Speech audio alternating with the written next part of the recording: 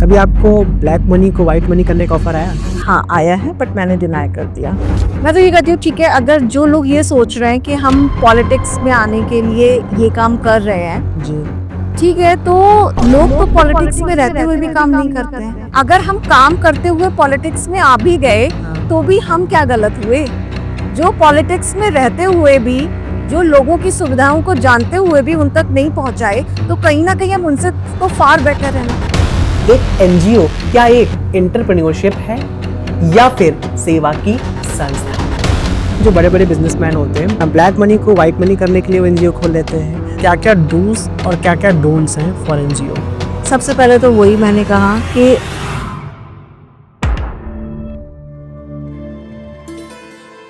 आप सबसे एक रिक्वेस्ट है कि अगर आपको हमारे पॉडकास्ट एपिसोड से थोड़ी सी भी नॉलेज या फिर वैल्यू मिलती हो तो प्लीज़ चैनल को सब्सक्राइब कर लीजिए, क्योंकि आपके सब्सक्राइब करने से हमें मोटिवेशन मिलेगा और भी गेस्ट आपके सामने हम लेके आएंगे। So please subscribe the talk with Adarsh. नमस्ते मैम, कैसी हैं आप? नमस्ते आदर्श, मैं बिल्कुल ठीक हूँ। आप कैसे हैं? मैं भी मैम एकदम अच्छा हूँ।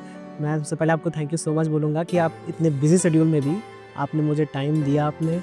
और टॉपिक ये कैसा है कि मुझे एक ऐसे की तलाश थी, मुझे कह सकते हैं, कि जो प्रॉपर एक्सप्लेनेशन दे सके। Thank you so much ma'am. Pleasure is all mine. या एंड आपका कॉन्सेप्ट ही ऐसा था जी कि मुझे टाइम निकालना ही था। जी जी नहीं, लोगों के अंदर एक अवेयरनेस होनी चाहिए। लाइक अगर आप सोशल वर्क कर रहे हो तो लोगों को पता होना चाहिए।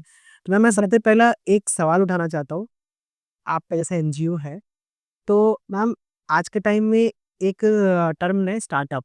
तो लोग एनजीओ को भी अगर स्टार्टअप समझ रहे हैं तो इस पे आपका क्या ओपिनियन है? क्या एनजीओ एक स्टार्टअप है? लाइक उसको एक सोशल एंटरप्रेन्योरशिप भी वर्ड भी दिया गया है। तो क्या वाकई एनजीओ इज अ स्टार्टअप?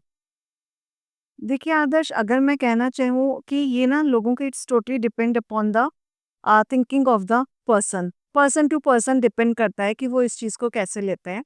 अगर हम देखा जाए, हम basically from the commerce background, तो मैं उसी लैंग्वेज में थोड़ा सा समझाना भी चाहूंगी इज्जत। कि बेसिकली जो हमारी ह्यूमन एक्टिविटीज हैं, दैट आर डिवाइडेड और या that are categorize into two heads. Okay. Basically economic activities and non economic activities. तो economic activities which results in terms of money, means जहाँ पे आप काम कर रहे हो अर्न करने के लिए। Non economic activity which results in mental satisfaction, psychological satisfaction, जो आप मनी के फॉर्म में आपको नहीं मिलता, जो आपको मिलता है social welfare, okay. Mental peace. या तो आप उस फॉर्म में, तो अगर आप एनजीओ का आप देखेंगे तो एनजीओ इज अ स्टार्टअप आप कह सकते हो, but which results not in terms of money, जहाँ पे आप अर्न करने के लिए नहीं, आप एनजीओ बना रहे हो देने के लिए, एग्जैक्ट। Ready to give. या So, startup in the sense कि you are now in a stage to help someone, okay. to help the needy one. तो वो उस चीज के लिए स्टार्टअप है, ना कि startup to earn something. Exactly. Ma'am जैसे एक और एनजीओ के लिए एक मिथ फैला हुआ है लोगों के बीच में कि लोग ये समझते हैं कि जो बड़े-बड़े बिज़नेसमैन होते हैं, उनके पास मनी होता है, मतलब ब्लैक मनी टाइप का। तो ब्लैक मनी को व्हाइट मनी करने के लिए वो एनजीओ खोल लेते हैं या फिर टैक्स से बचने के लिए एनजीओ खोल लेते हैं। इसमें आपका क्या ओपिनियन है? देखिए, मैं थोड़ी सी ना चीज़ों को, पॉजिटिविटी को मैं ज़्यादा प्रेफर करती हूँ। एग्ज़ैक्टली। तो जो लोग ऐसा थिंकिंग रखते हैं उनके लिए मैं कुछ नेगेटिव नहीं बोलना चाहती। मे बी उन्होंने किसी का नोटिस किया हुआ हो जी, कि किसी ने इस तरीके से किया हो, तो वो लोगों की थिंकिंग हो जाती है कि ब्लैक मनी को, और सुनती मैं भी हूँ इस चीज़ को लेकर। जी, बट मुझे लगता है कि आप किसी की नेगेटिविटी को भी पॉजिटिविटी से ही रिमूव कर सकते हो। जी, जी। ठीक है ना? मीन्स आप, if you are running your NGO और आप ब्लैक मनी को व्हाइट मनी में कन्वर्ट नहीं करते हो, you are not earning profit from your NGO, तो वो लोगों को एक टाइम के साथ दिखने लगेगा। स्टार्टिंग में वो सोच सकते हैं इस चीज़ को कि इन्होंने एनजीओ स्टार्ट किया है, बेसिकली इनका भी यही पर्पस होगा जो और लोग करते हैं। जी, बट अगर आपको अपना एक स्पेस चाहिए, तो इसके लिए आपको उनकी जो कहते हैं ना क्रिटिसिज्म, जी, उसको भी एक थॉट की तरीके से लेकर आगे बढ़ना चाहिए कि ठीक है, ये उनकी थिंकिंग है और मैं इसको चेंज अपने काम के द्वारा करके दिखाऊंगी। एग्ज़ैक्टली। तो मैम आपके अकॉर्डिंग एनजीओ की मीनिंग क्या है? मेरे according NGO is basically giving help to the needy one, जरूरतमंद को मदद देना। एग्जैक्टली। और मेरी तो ये भी थिंकिंग है कि अगर ये जरूरी नहीं है कि आप पॉलिटिशियन या जिनके पास बहुत पैसा है, बिजनेसमैन है, वही एनजीओ कर सकते हैं। एक नॉर्मल मिडिल क्लास पीपल भी अपना एनजीओ रन कर सकता है अगर उसने ये सोचा हुआ है कि मुझे किसी के लिए कुछ करना है। एग्जैक्टली। आप अगर ये देखोगे आज के टाइम में हमारी जो ह्यूमन नीड्स है, हमारी जो ज़रूरतें हैं, वो इतनी बढ़ती जा रही हैं कि there is a no limit for that. Exactly. कहीं पर कोई लिमिट ही नहीं है। आप 1 लाख सैलरी ले रहे हो तो भी you have a list proper कि मुझे ये खरीदना है, मुझे ये खरीदना है। You are adding new gadgets, आप 1,50,000 का फ़ोन ले रहे हो, लेकिन आपको ये पता है कि आप तो एक फ़ोन ले रहे हो 1,50,000 का, 2 लाख का फ़ोन ले रहे हो, आपकी सैलरी बढ़ती है, आप सोचते हो मैं ये लेकर आऊँगा, मैं ये न्यू कार लूँगा या मैं ये लग्ज़री अपने लिविंग स्टाइल में ऐड ऑन करूँगा। तो उस लग्ज़री को अपने लिविंग स्टाइल में ऐड ऑन करने के लिए अगर आप लग्ज़री को सपोज़ 1,50,000 के फ़ोन की जगह आप 75,000 का फ़ोन ले लीजिए। लेकिन आप ये सोचिए कि इससे मैं जो ये पार्ट है 20,000 या 10,000 की हेल्प मैं किसी को कर सकता हूँ, तो मैं उस वे में किसी की हेल्प कर दूँ। ओके। मैम, जैसे जैसे एक एनजीओ का एक आइडियोलॉजी होता है, तो मैं आपसे ये पूछना चाहूँगा कि बेसिक आइडियोलॉजी क्या है किसी एनजीओ को स्टार्ट या ओपन करने के लिए? क्या मेरे पास आइडियोलॉजी होना चाहिए? मतलब अगर मुझे एनजीओ स्टार्ट करना है, तो मैं किस आइडियोलॉजी से स्टार्ट करूँ एनजीओ को? To remove from the negativity. Okay. कभी भी नेगेटिविटी से इन्फ्लुएंस नहीं होना है हुँ। And be focused on your aim. जो आपने अपना एम डिसाइड किया हुआ है उस पर आप फोकस करिए। लोग क्या सोचेंगे, लोग क्या कहेंगे। मैंने अगर सपोज अगर किसी मंथ में मेरा 10,000 का ही बजट है तो मैं 10,000 के लिए मैं लोगों की मदद करूंगी, तो उसमें ये नहीं कह रही ये सोचेंगे कि मैंने 10 लोगों को ही दिया है ना, और अभी 10 और हैं या 20 और हैं जिनको नहीं मिला। नहीं मिला तो ठीक है, आज हमारे पास इतना है, कल हमारे पास और बढ़ेगा, तो हम उन 20 को भी करेंगे। लेकिन आज एटलीस्ट हमने एक स्टेप ये तो बढ़ाया कि हम 10 लोगों की मदद करने के कैपेबल हैं, तो हम 10 लोगों की मदद कर रहे हैं। ते भी हम 100 लोगों की नहीं कर सकते, हम 20 की, लेकिन आज जो है टाइम है, तो आप जो है एक इनिशिएटिव लेके जब चलते हो ना कि now I am ready to give, okay. हम जो अर्न कर रहे हैं उसमें से हमें कुछ ना कुछ शेयर देना ही है ज़रूरतमंदों को। एग्ज़ैक्ट। तो उसमें आप अगर किसी एक ज़रूरतमंद की ज़रूरत पूरी कर सकते हो, आप 1 की करो, 10 की कर सकते हो, 10 की करो, 100 की कर सकते हो, 100 की करो। तो मैम, जैसे मैं आपसे पूछना चाहूँगा कि आपका क्या मतलब आपको कब से लगा कि नहीं मुझे एनजीओ स्टार्ट करना चाहिए? आप कैसे मतलब स्टार्ट किया आपने? ये मैंने फ्रॉम माय चाइल्डहुड, एक्चुअली मैं बेसिकली जॉइंट फैमिली से बिलॉन्ग करती हूँ। तो जॉइंट फैमिली, बिज़नेस फैमिली, तो दादाजी, ताऊ, चाचा, पापा सभी के अपने-अपने बिज़नेस, अपने काम रहे हैं। जी। लेकिन मैंने अपनी फैमिली में जो एक चीज़ देखी है वो हमेशा ये देखी है, अगर उनके पास है और कोई भी नीडी पर्सन आया है, तो वो अपने घर की ज़रूरत को भी इग्नोर करके पहले ज़रूरतमंद की मदद करेंगे। एग्ज़ैक्टली। तो ये जब मैं बचपन से अपनी फैमिली में ये चीज़ इनबिल्ट देखते हुए आई हूँ कि अगर है तो कभी किसी के लिए भी मना नहीं किया। इवन मैंने लोगों को, ऐसे भी लोगों को देखा है कि उनके पास चीज़ें होते हुए भी उन्होंने उस चीज़ को डिनाई किया है। बट मैंने अपनी फैमिली को कभी भी, और विदाउट एनी एक्सपेक्टेशन, आज इस एज में मैंने बचपन से कभी अपनी फैमिली में किसी और से कोई एक्सपेक्टेशंस नहीं कर, देना सीखा है, करवाना नहीं सीखा। कभी कोई फेवर नहीं, अगर आपके सोर्सेज या लिंक कुछ है भी तो कभी उनको यूज नहीं करना, एंड मदद कर देना, बट मदद लेना नहीं। जब मदद के लिए हो तो जो आपके पास है उसमें अपनी प्रॉब्लम्स को सॉल्व करो। तो इसीलिए मैंने भी सोचा था कि जब मैं स्टेब्लिश होंगी तो कुछ भी हो लेकिन इस पार्ट को अपनी लाइफ से जाने नहीं दूंगी।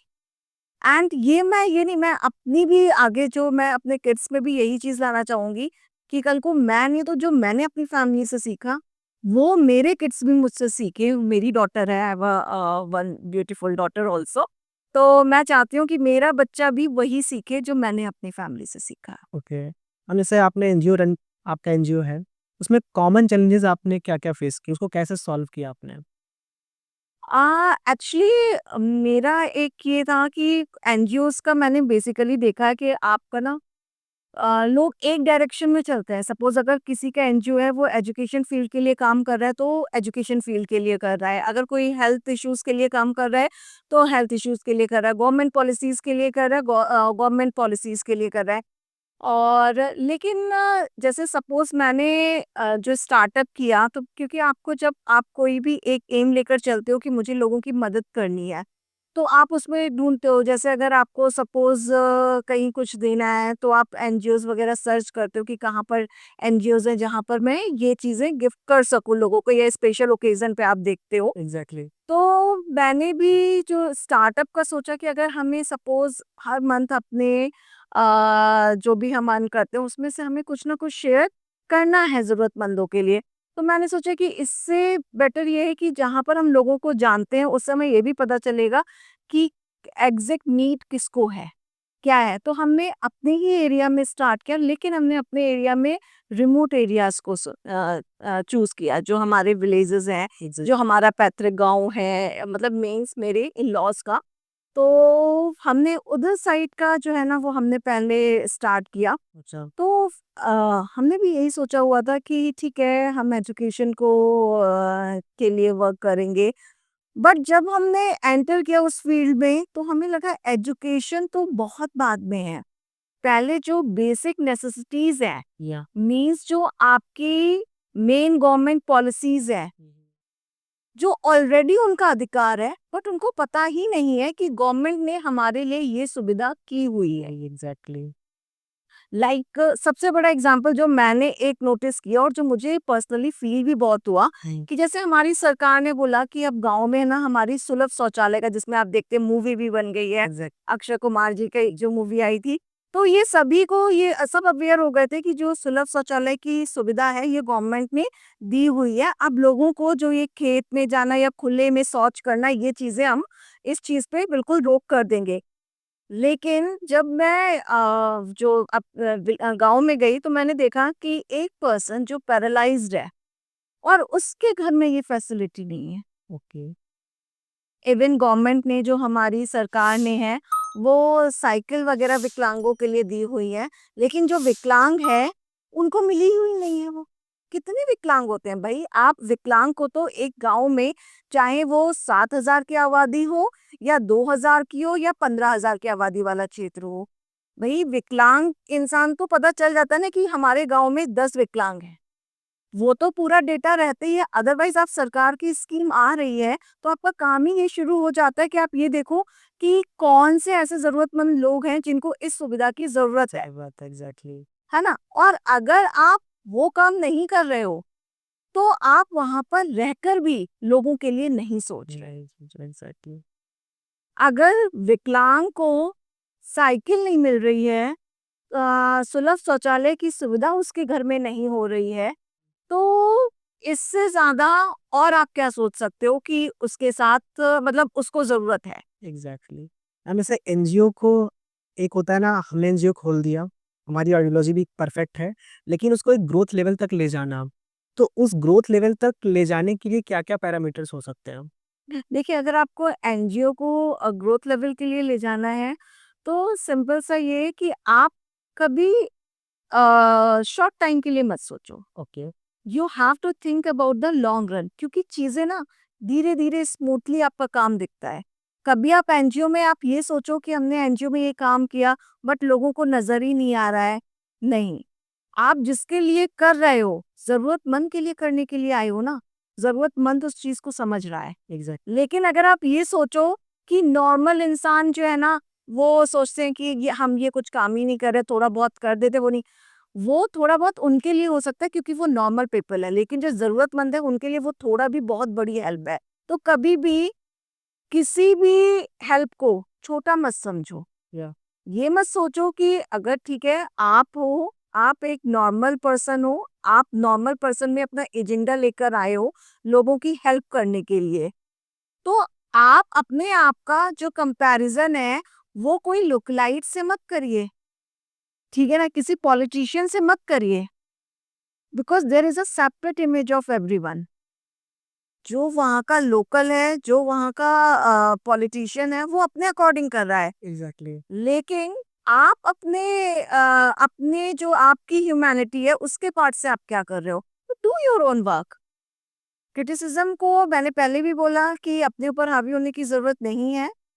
आप जितना कर सकते हो आप उतना करिए। किसी के कहने से, किसी के नजरिए से अपने काम को मत एनालाइज करिए। अपना विजन खुद रखिए, खुद तय करिए और खुद आगे बढ़िए।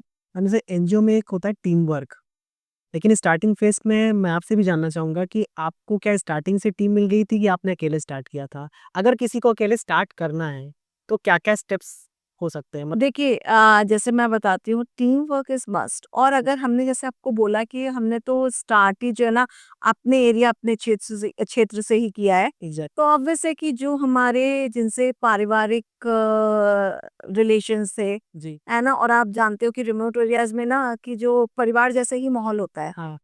तो ऑब्वियस है जब हम अपना एक विजन लेकर गए अपने क्षेत्र में, तो वहां पर इस नए एजेंडा को लेके, नए एनजीओ का कॉन्सेप्ट लेकर लग रहा था कि लोग नहीं समझेंगे। लेकिन पहले तो अपनों ने ही समझा, और अपनों ने ही समझा और लोगों को समझाया भी। इससे ही एक चेन बनती चली गई। और आज तो हमारा जो एक एनजीओ है वो इतना बड़ा परिवार बन चुका है ऑलरेडी, कि आने वाले टाइम में आपको खुद ही समझ में आ जाएगा कि जो मेरा एनजीओ है वो सच में कितना बड़ा परिवार है। और आज के टाइम में वो जो एनजीओ, वो मेरी टीम नहीं है, जी। वो मेरा परिवार है। ओके। मैम, जैसे बात करते हैं एनजीओ की, क्या आपने कहा रिमोट एरियाज की बात कही, तो एनजीओ की नीड क्या सिर्फ रिमोट एरियाज में भी है कि सिटीज में भी है?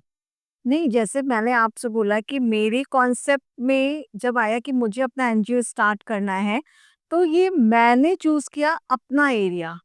अपने एरिया में भी मैंने रिमोट एरियाज चूज किया, ये चूज किया, ये मेरी चॉइस है। ओके। बट ऑब्वियस है एनजीओज की जरूरत तो हर जगह है, आपके सिटीज में भी है, आप जो है ना रिमोट एरियाज में भी है।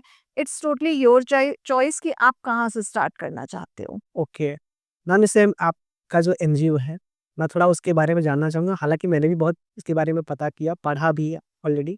तो मैं आपसे जानना चाहूँगा कि आपके एनजीओ का नाम क्या है और आप किस किस एरिया पे फोकस कर रहे हो? लाइक कि आप विलेज पे काम कर रहे हो तो उस किस किस एरिया पे हेल्प कर रहे हो और वो कैसे कर रहे हो? बेसिकली जो हमारा एनजीओ है वो लखनऊ से रजिस्टर्ड है, जय श्री श्याम सेवा समिति। ओके। खाटू श्याम बाबा की कृपा से हमने अपना एनजीओ स्टार्ट किया। नाइस। और बेसिकली जो हमारा रायबरेली के पास हमारा पैतृक गांव है, भितर गांव। जी। तो अभी तो हमने अपने उसी क्षेत्र को ही लिया हुआ है। अच्छा। और उस क्षेत्र में अगर आप देखोगे भी जाके ना, तो आपको समझ में आ जाएगा कि एक तो वो बहुत बड़ा क्षेत्र है, जी। जी। एंड दूसरा अगर आप देखोगे, जैसे मैं गई थी तो मैंने ये सोचा था कि मैं लोगों की हेल्थ पे काम करूंगी। जी। जितने हेल्थ इश्यूज हैं लोगों को, इतनी कैसे इलाज करवाएं, कैसे अच्छा इलाज करवाया जा सकता है, अपना ध्यान कैसे रखा जा सकता है, तो वो एक कॉन्सेप्ट लेकर रही थी। लेकिन जब मैं लोगों से मिली तो मैंने कहा यहाँ पर एक कॉन्सेप्ट लेकर तो काम ही नहीं हो सकता, क्योंकि लोगों की एक समस्या नहीं है। हेल्थ इश्यूज के साथ साथ लोगों के पास रहने के लिए प्रॉपर घर नहीं है, पानी नहीं है, बिजली नहीं है, शिक्षा तो बहुत ही बात की बात है। बात की बात, एग्जैक्टली। तो अगर आप जैसे मैं शिक्षा के क्षेत्र से भी जुड़ी रही हूँ और जुड़ी हुई भी हूँ आज के टाइम में भी। तो वो मैंने यही सोचा, मैं कभी भी अपना एनजीओ के लिए करूंगी ना तो हेल्थ के लिए और एजुकेशन के लिए करूंगी। It depends area to area, कि जहाँ पर अगर मुझे लगेगा कि एजुकेशन की नीड है तो मैं एजुकेशन के पार्ट से हेल्प करूंगी, और अगर मुझे लगेगा हेल्थ पॉइंट से नीड है तो मैं हेल्थ पॉइंट से करूंगी। लेकिन जब मैं अपने गांव में गई तो मैंने देखा कि वहां पर तो हर चीज की जरूरत है। एग्जैक्टली। जो बेसिक जरूरतें हैं वो भी उनकी फुलफिल नहीं हो रही है। जी। हैंड पंप नहीं है, जी। बेसिक ठीक है नीड्स। ना, बेसिक नीड्स है, जी। तो वो उनके पास थी ही नहीं। तो इसीलिए रिमोट एरियाज में को मैंने इसीलिए चुना कि ताकि मैं उस चीज को आगे लेकर जा सकूं, जो जहाँ पे मुझे लगा ये इधर ज्यादा जरूरत है, जी। तो मैं इस चीज को कर सकूं। ओके मैम, इससे आपने कहा हेल्थ की बात की, तो मैं उस पीडिया आपका जो पीडीएफ मैंने स्टडी किया, पीडीएफ आपके साइट पे पीडीएफ पड़ा हुआ है, मैंने वो पीडीएफ में देखा आपने हेल्थ में भी काम कर रखा है, तो हेल्थ में कैसे काम किया? मैंने देखिए हेल्थ में ऑब्वियस है, जैसे लोगों को लगता है कि जैसे पॉलिटिशियंस के लिए भी ना बहुत से नेगेटिव रूमर्स रहते हैं कि कि वो ये काम नहीं करते, वो ये काम नहीं करते। मैं बताती हूँ, मैंने जो है बहुत से गाँव में ऐसे पेशेंट हैं, किसी कोई ब्रेन ट्यूमर का अगर पेशेंट हुआ या कोई कैंसर का पेशेंट हुआ, तो उसमें जो एक सुविधा हमारी सरकार की तरफ से होता है मुख्यमंत्री राहत कोष, तो उससे जो फंडिंग हो सकता है वो हमने मेन ऑब्वियस है, क्योंकि हर सरकार की भी जो भी आपकी सुविधाएं हैं उनके लिए भी एक प्रोसेस है। जी, तो ऑब्वियस है कि अगर आप बीमार हो, आपको जो बीमारी है उसके आपके प्रॉपर जो टेस्टिंग वगैरह की रिपोर्ट है वो फॉरवर्ड करके, प्लस वहाँ पर किसका लेटर हेड चाहिए, वो सारा कुछ एप्लीकेशन वगैरह करके, तो हमने मुख्यमंत्री राहत कोष से आपके लिए फंडिंग वगैरह जो है, जो भी ज़रूरतमंद है उनके लिए वो फंड्स वगैरह अरेंज करवाया। प्लस अगर कहीं पर जो हम हेल्प कर सकते हैं पर्सनली, ये तो एक उस पार्ट से हो गया। प्लस हम जितना हेल्प कर सकते हैं पर्सनली, लोगों के काम आ सकते हैं। आपके रायबरेली में हॉस्पिटल्स हो, डॉक्टर्स हो, लखनऊ में पीजीआई में किसी भी पेशेंट को दिखाना हो, या फिर अगर ज़रूरत होती है तो दिल्ली में भी दिखाना हो तो हम दिखाते हैं। लेकिन कोशिश यही रहती है कि वहाँ के लोगों के लिए लखनऊ जो है ना, वो रायबरेली लखनऊ जो है ना वो पास पड़ता है। एग्जैक्टली। तो हमारी कोशिश ये रहती है कि हम अपने पार्ट से दिखा दें। तो ये तो हमने हेल्थ में किया हुआ है। प्लस इसके साथ ही साथ अगर आप देखेंगे तो एक वहाँ पे पानी की समस्या बहुत रहती है। जी, तो ऑब्वियस है आज के टाइम में पानी तो एक ऐसी नीड है कि ज़रूरत सभी को रहती है। जी, जी, तो फिर हैंड पंप वगैरह भी हम लोगों ने लोगों के लिए लगवाए हैं वहाँ पर। बिजली वगैरह चली जाना, खराब हो जाना, फिर ये भी एक बहुत ज़रूरी है। सबसे बड़ा तो इशू है गाँव सबसे बड़ा इश्यू है गाँव का, तो वहाँ पे ट्रांसफार्मर वगैरह जो है, वो भी हम लोगों ने करवाया। कुछ एक घर हमने देखा जाके कि मतलब ऐसा है कि बारिश अगर हो रही है, तो उनके पास जो है उनका सारा खराब हो जाता था, क्योंकि मिट्टी का घर और वो भी पानी पूरा नीचे आ रहा है। पानी एग्जैक्टली। वो रात में सो रहे हैं बारिश में। बारिश में। जो हम लोग ये करते हैं ना कि ये जो प्लास्टिक की चादर टाइप की वो ओढ़ के वो सो रहे हैं, उनके पास कहीं सोने की जगह नहीं है। तो ठीक है, हम उनको जैसे मैंने आपसे बोला कि आप जो कर सकते हो वो करिए। ये ज़रूरी नहीं है कि आप उनको घर बनवा कर दीजिए। जी, आपके अंदर अगर ये क्षमता है कि आप अभी 10,000 की मदद कर सकते हैं, जैसे मैंने स्टार्टिंग में भी बोला था, तो आप उसमें तो जैसे हमने इस जगह किया तो हमने ये किया कि क्योंकि काफ़ी घर थे, तो उसमें टीन शेड जो है ना, वो हमने तुरंत करवाया, क्योंकि ऑब्वियस उनका सारा सामान खराब हो गया। जी, आप अगर नॉर्मल लेंटर या कुछ भी करवाओगे तो उसमें वो एक टाइम टेकिंग प्रोसेस है। एग्जैक्ट। लेकिन जो हमारा वो वेल्डिंग करके जो टीन शेड पड़ जाता है, जी, तो वो हमारा ये हो कि अगर किसी के घर में भी ऐसे बारिश और ये चीज़ें, तो वो हमें जल्द से जल्द हम उसको करवा देते हैं ताकि उनका सामान सुरक्षित हो सके, और आंधी या तूफान जो भी आए तो भी उनके नीचे मैं कहती हूँ कि एक प्रॉपर छत नहीं, लेकिन एक ऐसी छत तो हो जो टपकती नहीं हो, नहीं एग्जैक्टली। तो वो सो सके। तो ये जो मतलब कहते हैं ना कि अभी तो वो ये लग रहा था कि हम किसी बड़े और आगे तो जाने से पहले जो ये बहुत छोटी-छोटी चीज़ें हैं, हमें तो अभी 3 इयर्स ही हुए हैं, तो हमारा तो इन्हीं सब चीज़ों में, छोटी-छोटी चीज़ों में ही वो लोगों की नज़र में छोटा है, लेकिन मुझे पता है ना कि वो किसी को कितनी आराम दे रहा है। आराम दे रहा है एग्जैक्टली। तो लेकिन ये ज़रूरी है, जी, क्योंकि अगर कोई इंसान बारिश में रात भर सो रहा है, अपनी फैमिली को लेकर, और उसका खाने का सामान सारा खराब हो गया है कि कल उस वो क्या रोटी बनाएगा, क्या खाएगा? तो ऐसे को सुविधा देना पहले ज़रूरी है। अपने एजेंडा को तो आप साइड में रख दीजिए कि हमें हेल्थ के लिए या एजुकेशन के लिए काम करना है। एग्जैक्टली, मतलब आपका कहना है कि एनजीओ मीन्स कि आप पहले सबसे पहले किसी एरिया में जाइए, ज़रूरत डेली प्रॉब्लम्स को सुनिए, क्योंकि एनजीओ मीन्स होता है कि सेवा, लाइक अ सेवा। हम जैसे आपने बहुत अच्छी बात बताई कि विलेज में आपने स्टार्ट किया, तो विलेज के क्या चैलेंजेस थे आपके लिए? देखिए,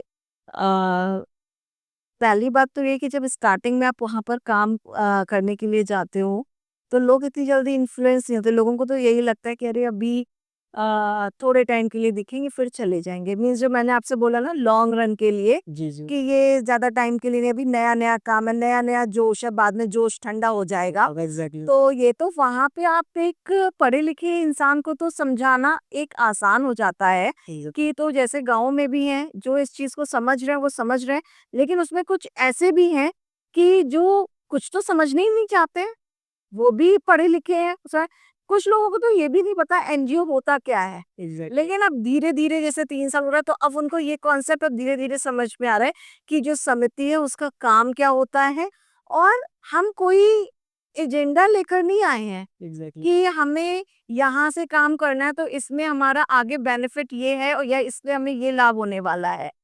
हमारा एजेंडा यही है, सेवा भाव से आए हैं, अपने क्षेत्र में आए हैं, क्योंकि जब तक हम सेवा अपने क्षेत्र में नहीं करेंगे, बाहर करेंगे, जैसे घर में इंसान बोलते हैं ना कि अरे माँ बाप की तो सेवा की नहीं, बाहर की सेवा करने के लिए चले गए। चले तो इसीलिए अगर आप कोई भी इस तरीके का कॉन्सेप्ट लेके आते हो तो पहले अपना क्षेत्र ही देख लो। तो अपने क्षेत्र को खुश करते हुए आगे बढ़ते जाओगे तो देखो कहाँ तक लेके जा सकता है। जैसे भाई मैंने आपको बताया कि हमारा एनजीओ रजिस्टर्ड तो लखनऊ से ही है, तो एग्ज़ैक्ट ऐसा नहीं है कि हम सिर्फ अपने पैतृक गांव तक ही है, लेकिन पहले अपने लोगों को तो सुविधाएं सुविधाएँ। मिल जानी चाहिए, ये है। मैम जैसे एक होता है एनजीओ में एक चैलेंजेस होता है सबसे बड़ा फंडिंग चैलेंजेस। तो फंडिंग चैलेंजेस को आप कैसे सॉर्ट आउट किया आपने? देखो आकाश, इस चीज को मैं बहुत आदर्श। आदर्श सॉरी आदर्श, इस चीज को मैं ना बहुत पहले से ही स्टार्टिंग से ही बोला कि मैंने जब भी एनजीओ स्टार्ट किया था, इवन हमारे भी लोगों से अच्छे टर्म्स हैं, लोग बोलते भी है हेल्प करने के लिए, लेकिन मैंने और मेरे हस्बैंड ने हमेशा से यही डिसाइड किया हुआ था जी, कि जो हम अर्न कर रहे हैं उसमें से हम अपना एक पार्ट जो है वो अपने एनजीओ में यूज करेंगे। हमें किसी से लेना नहीं है। जो आप कह रहे हो ना कि अगर मैंने एक किसी से भी ले लिया तो वो फिर वो ब्लैक मनी व्हाइट मनी वाला जो कॉन्सेप्ट है ना, वो तो सिंपल सा हमारा ये है कि हमारा जिस टाइम पर जितना हो सकता है हम उतना ही करते हैं। ओके। मैम ऐसे होता है ना कि आप एनजीओ रन कर रहे हो, एक होता है धीरे-धीरे आप फेमस होने लगते हो, तो आप एक टारगेट भी बन जाते हो।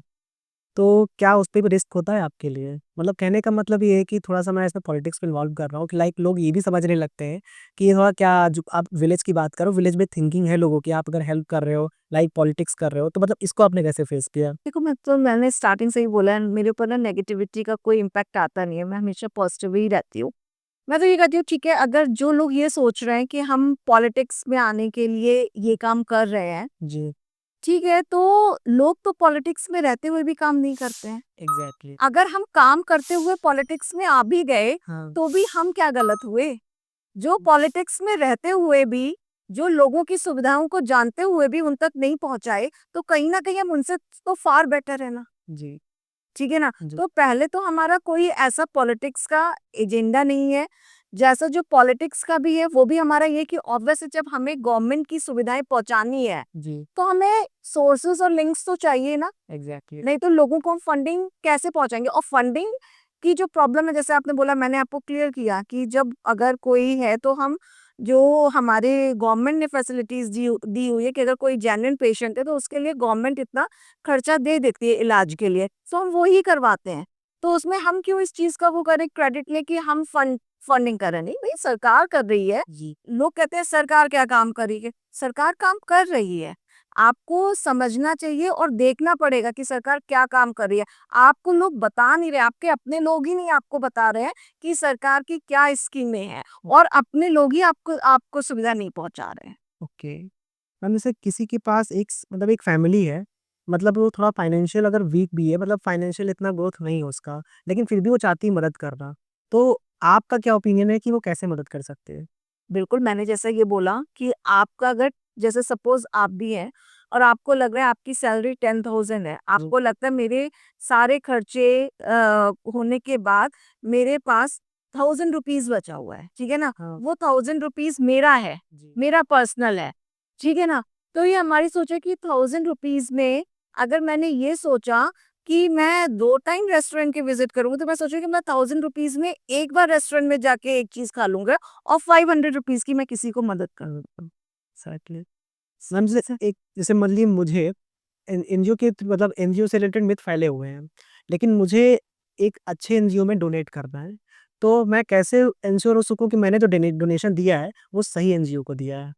देखो, ये थोड़ा-सा डिफ़िकल्ट टास्क भी है कि सही एनजीओ को दिया है या गलत एनजीओ को दिया है।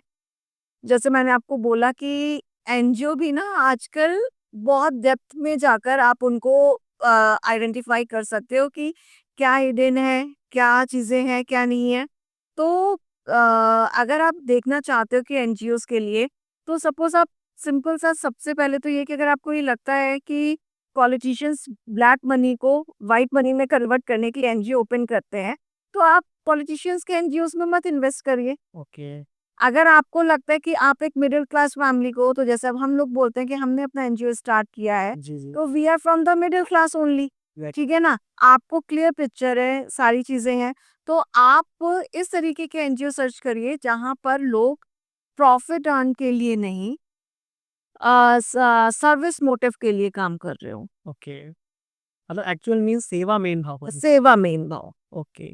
हम एक लास्ट क्वेश्चन मैं आपसे लूँगा। वैसे क्वेश्चंस तो बहुत है इस एरिया में क्योंकि टॉपिक ऐसा है सोशल वर्क की बात है। मैं लास्ट क्वेश्चन आपसे पूछना चाहूँगा क्या-क्या डूज़ और क्या-क्या डोंट्स हैं फॉर एनजीओ? सबसे पहले तो वही मैंने कहा कि ये भी बहुत ज़रूरी है। मैंने जैसे बोला कि मैं इस चीज़ को डिनाई नहीं करती हूँ कि जो लोग ये बोलते हैं कि एनजीओ बेसिकली ब्लैक मनी को व्हाइट मनी कन्वर्ट करने के लिए होता है। तो मैं ये कहना चाहूँगी कि अगर कोई भी एनजीओ स्टार्ट कर रहा है, तो प्लीज़ अगर इस तरीके की जो नेगेटिविटी आ रही है, तो इसको पॉजिटिव वे में ही आप ही लेकर जा सकते हो एग्ज़ैक्टली। कि इस तरीके से सर्विस मोटिव जो एनजीओ का एक मेन मोटिव है सर्विस मोटिव, उसको सर्विस मोटिव ही रहने दीजिए, उसको प्रॉफिट मोटिव मत बनाइए। ओके, एंड आप कभी भी don't use NGOs for the show off. Okay. दिखावे के लिए काम मत करिए, जी, जेन्युइन काम करिए। एग्ज़ैक्टली, अगर आप जेन्युइन काम करेंगे तो कभी-कभी नहीं भी दिखेगा, लेकिन वो काम आपका आगे बोलेगा। एग्ज़ैक्टली। लेकिन दिखावे के लिए सिर्फ काम करेंगे तो, और हर काम सोशल मीडिया के लिए मत करिए जी, कि आपने किया। कहते हैं ना, जैसे कभी आप प्रवचन वगैरह भी सुनिए, तो उसमें बोलते हैं कि सभी चीज़ों का दान ज़रूरी है, लेकिन जो महादान है ना, वो गुप्त दान को बोला गया है। बिल्कुल। तो वो उसका रीज़न ही यही है कि अगर आपने अपने काम को बोलकर बताया तो क्या बताया? एग्ज़ैक्टली। अपने काम को आपको दिखाना पड़ा तो क्या दिखाया? बिल्कुल, बिल्कुल। काम तो वो है जो लोग देख के आपकी तारीफ़ अरे! करें कि ये ऐसा कर रहा है। एग्ज़ैक्टली। तो वही मैं कहना चाहूँगी कि एनजीओज़ आप जो भी स्टार्ट कर रहे हैं, एनजीओ कॉन्सेप्ट बुरा नहीं है। एनजीओ एक अच्छा कॉन्सेप्ट है और एनजीओ इसीलिए नॉन प्रॉफिट ऑर्गेनाइज़ेशन है जहाँ पर आप प्रॉफिट के लिए नहीं, सर्विस मोटिव के लिए करते हो, और जो एनजीओ का बेसिक पर्पस होता है that is your mental peace. एक अगर आप किसी की मदद करते हो ना, तो आप दिमागी तौर पे बहुत सुकून पाते हो। बात है, एग्ज़ैक्टली। तो जो चीज़ जिस काम के लिए बनी है, जी, उसको वही रहने दीजिए, उसके साथ छेड़छाड़ मत करिए। जैसे इंसान प्रकृति के साथ छेड़छाड़ कर रहा है, तो आप देख ही रहे हो कि हर जगह कितनी बर्बादियाँ हो रही हैं। बिल्कुल। तो सिंपल सी बात है, जो रास्ता सही कामों के लिए चुना गया है, हुँ। उसको सही रास्ता ही बना रहने दीजिए। उसको ऐसा मत बनाइए कि लोग आपके अच्छे काम को बुरी नज़र से ही देखें। एग्ज़ैक्टली। हमारा एक स्पीड राउंड होता है जिसमें क्विक फायर क्वेश्चंस होते हैं। ये क्वेश्चंस आपको नहीं पता होते हैं, थोड़ा कैजुअल क्वेश्चंस रहते हैं। क्या आप रेडी हो इसके लिए? Sure. I am ready. Yes. आपके role model, my father's. Favourite sweet, soan papdi. Favourite song, lots of. Tell me one. एक प्यार का नगमा है। Okay, favourite food, pasta, white sauce pasta. Favourite place, जो जा चुकी हो ऑलरेडी या जिसको जाना है अभी? जाना है अभी। जाना है अभी की। एग्ज़ैक्टली। फ्रॉम इंडिया ओनली हो? नहीं, एनी एनी प्लेस। नो, तो अपने अपने देश का ही मैं बताना चाहूंगी। जी, कश्मीर। कश्मीर। ओके। एनजीओ में आप कितना टाइम देते हो? एनजीओ में अभी मेरी डॉटर के बर्थ के बाद थोड़ा-सा टाइम मेरा कम हो गया क्योंकि ऑब्वियस है अभी उसको भी मेरी ज़रूरत है। एग्ज़ैक्टली। और एनजीओ से भी छोटी मेरी डॉटर है। ओके, तो लेकिन हाँ, फिर भी ये है कि जब जिसको ज़रूरत है तो उसके लिए मैं खड़ी हुई हूँ। ओके। कभी आपको ब्लैक मनी को व्हाइट मनी करने का ऑफ़र आया? हाँ, आया है बट मैंने डिनाई कर दिया। ओके। निराश होने पे आप क्या करते हो? शॉपिंग पर चली जाती हूँ। ओके, शहर या फिर गाँव? शहर, जल्दी उठना कि देर से उठना? देर से उठना। एनजीओ में ऐसी कौन-सी चीज़ है जो आपको ज़्यादा अट्रैक्ट करी है? एनजीओ में लोगों का जुड़ना, कि मुझे बहुत अच्छा लगता है। I am very social person. मुझे लगता है कि बहुत सारे लोग मेरे साथ हमेशा जुड़े रहें। तो मुझे जो एनजीओ में सबसे अच्छा लगा वो लोगों का जुड़ना। Okay. Thank you so much ma'am. आपने मुझे इतना प्रीशियस टाइम दिया और मेरी भी थोड़ी-सी बुद्धि खोली आपने क्योंकि मैं भी थोड़ा-सा डेविएट हुआ था एनजीओ को लेके। तो ये मेरी अपॉर्च्युनिटी थी अच्छी जिससे आपसे मुझे मुलाकात हुई, आपसे बात हुई और व्यूअर्स को भी काफ़ी आपने अच्छा मैसेज दिया एनजीओ को लेके, सारे मिथ को ब्रेक किया आपने। Thank you so much ma'am. Actually मुझे भी अच्छा लगा आपके इस पॉडकास्ट को अटेंड करके। जी, बेसिकली मेरा रीज़न ये रहता है मैं कभी भी एनजीओ के लिए जो भी काम करती हूँ वो कभी भी मैं इन फ्रंट आकर नहीं बोलती हूँ। और जैसे मैंने बोला कि कभी किसी को बताती नहीं हूँ कि मैंने क्या काम किया है या क्या वो, क्योंकि मुझे लगता है कि आप जो काम कर रहे हो वो आगे आएगा। लेकिन अब आपको एनजीओ के बारे में जानना था, मैंने सोचा अभी आप इस एज में हो, अगर आपको लगेगा भी तो आप भी इस काम को आगे लेकर जा सकते हो और कंट्रीब्यूट कर सकते हो। एग्ज़ैक्ट तो इसीलिए फिर मैंने कहा कि एनजीओ के बारे में आपसे डिस्कस करना सही रहेगा। Thank you so much ma'am.